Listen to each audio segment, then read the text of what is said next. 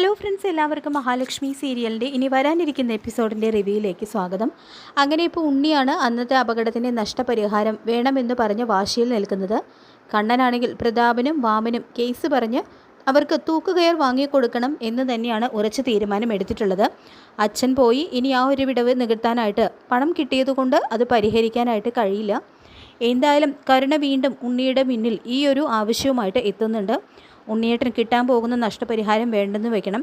എൻ്റെ അച്ഛൻ്റെ സ്വത്തുക്കൾ എന്നാലും ഉണ്ണിയേട്ടനും നമ്മുടെ കുഞ്ഞിനും തന്നെയല്ലേ കിട്ടാൻ പോകുന്നത്. മാത്രമല്ല മുത്തശ്ശിയുടെ കുടുംബ വീടും ആഭരണങ്ങളും എല്ലാം ഉണ്ട്. അതെല്ലാം വിറ്റ് കഴിഞ്ഞാൽ നല്ലൊരു തുക തന്നെ കിട്ടും. ആ പണം കൊണ്ട് നമുക്ക് സുഖമായിട്ട് ജീവിക്കാം. പിന്നെ ഇത്ര നാളും കണ്ണേട്ടൻ്റെ തണലിൽ ജീവിച്ചതുകൊണ്ട് നിങ്ങൾക്ക് ഒരു പൈസ പോലും കുടുംബത്തിന് വേണ്ടി ചിലവാക്കേണ്ടി വന്നിട്ടില്ല. എല്ലാം നിങ്ങൾ ചേർത്ത് വെച്ചിരിക്കില്ലേ. പിന്നെ അച്ഛൻ്റെ ക്വാറിയൊക്കെ നോക്കി നടത്തി കഴിഞ്ഞാൽ നമുക്ക് ജീവിക്കാനുള്ളതും കിട്ടും. അതുകൊണ്ട് നഷ്ടപരിഹാരം വേണ്ടെന്ന് വെക്കണം. അല്ലെങ്കിൽ കേസ് നടത്താനും നഷ്ടപരിഹാരം തരാനുമായിട്ട് എൻ്റെ അച്ഛൻ ഇതുവരെ സമ്പാദിച്ചതൊക്കെ വിൽക്കേണ്ടി വരും എന്ന് കേണപേക്ഷിക്കുന്നുണ്ടെങ്കിലും യാതൊരു വിട്ടുവീഴ്ചയ്ക്കും ഉണ്ണി തയ്യാറാകുന്നില്ല. അങ്ങനെ ഉണ്ണിയുടെ ഉറച്ച നിലപാട് കേട്ട് കരുണയാണെങ്കിൽ കലതുള്ളിക്കൊണ്ട് കരുണാലയത്തിൽ തിരികെ എത്തുന്നു. മുത്തശ്ശി നിർബന്ധിച്ചതുകൊണ്ടാണ് ഞാൻ അയാളുടെ ഭാര്യയായിട്ട് ഇപ്പോഴും തുടരുന്നത്. ഇങ്ങനെ ഒരു ഭർത്താവിന് എനിക്ക് വേണ്ട മുത്തശ്ശി. സ്വന്തം അമ്മായിയച്ഛൻ്റെ സ്വത്തെല്ലാം വിറ്റു തുലയ്ക്കണം. അച്ഛൻ ഭിക്ഷ എടുത്താലും വേണ്ടില്ല, അയാൾക്ക് നഷ്ടപരിഹാരം കിട്ടണം. ഇക്കാര്യത്തിൽ കണ്ണേട്ടനെ കുറച്ചെങ്കിലും മനുഷ്യപ്പറ്റുണ്ട്. ആ ഉണ്ണിക്കാണ് അതില്ലാതെ പോയത്.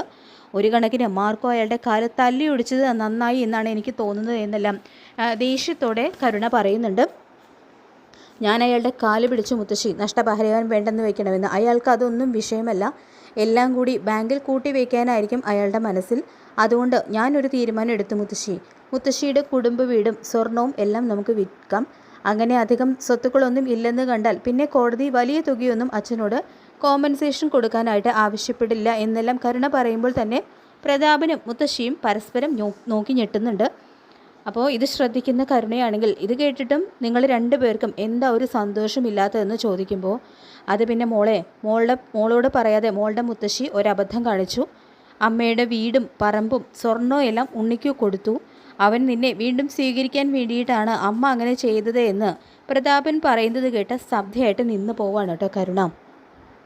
ഇത് കേൾക്കുന്ന കരുണയാണെങ്കിൽ എന്ത് അബദ്ധം മുത്തശ്ശി കാണിച്ചതെന്ന് ചോദിക്കുമ്പോൾ അതേ മോളെ വീണ്ടും കമലേശ്വരത്തേക്ക് തന്നെ കൂട്ടിക്കൊണ്ടു പോകാൻ അവൻ വിലപേശൽ നടത്തിയെന്നും മോളുടെ വയറ്റിൽ വളരുന്ന കുഞ്ഞിന് വേണ്ടിയിട്ട് എനിക്കത് അനുസരിക്കേണ്ടി വന്നു എന്നും മുത്തശ്ശി പറയുന്നു.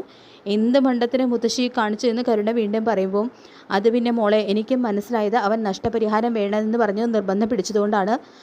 ആരെങ്കിലും ചിന്തിച്ചതാണോ ഇങ്ങനെയൊക്കെ സംഭവിക്കുമെന്ന് മുത്തശ്ശിയും പരിതാപത്തോടു കൂടി പറയുന്നു.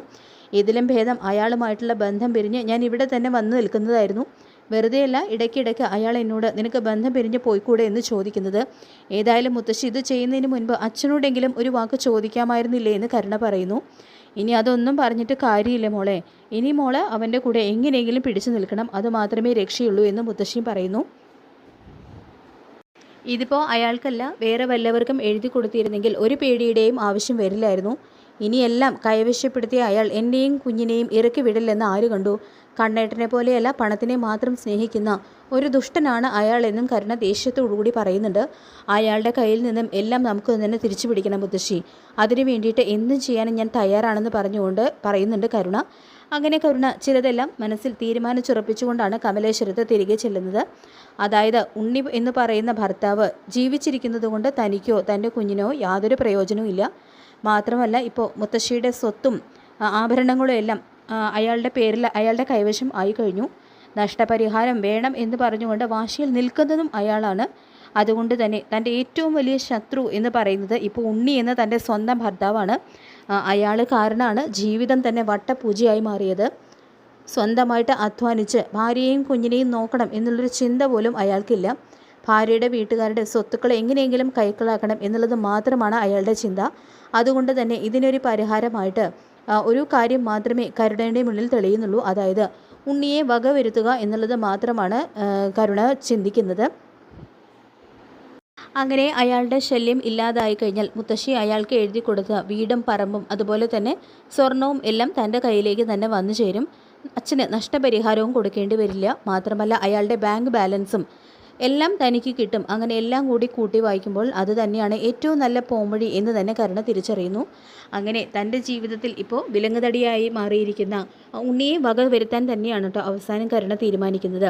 അപ്പോൾ നമുക്ക് കാത്തിരിക്കാം വരാൻ പോകുന്ന ഈ ഒരു കിടിലൻ ഭാഗത്തിനായിട്ട്. ഈ റിവ്യൂ ഇഷ്ടപ്പെട്ടെങ്കിൽ ലൈക്ക് ചെയ്യുക, ചാനൽ കൂടി ഒന്ന് സബ്സ്ക്രൈബ് ചെയ്ത് സപ്പോർട്ട് ചെയ്യുക. താങ്ക്